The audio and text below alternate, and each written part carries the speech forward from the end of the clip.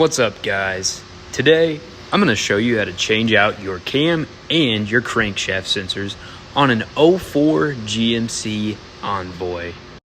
Now in this instance I have it on a lift, and that's great, but you do not need a lift for this. Let's take a look under the vehicle. On the driver's side, right next to this drive shaft here, we're going to go right above it, and as you can see, that's the crankshaft sensor. What you'll do is take a 10mm bolt, undo that bolt, and switch out the sensors. It's that easy. Now we have already changed this one out, so let's move on to the camshaft position sensor. Now that we've lowered the vehicle, we can go to the passenger side of the engine. You can see right here, this little connector, you're going to want to unplug it.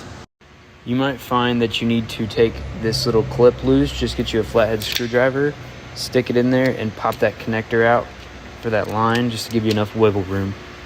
Okay, now that we've got that unplugged, you're going to see there is a 10mm bolt on that position sensor. Go ahead and remove it. So I got the bolt out, and all you're going to do is just wiggle a little bit and it should come free. And now we have it out. You can see this thing is nasty and it definitely needed replaced.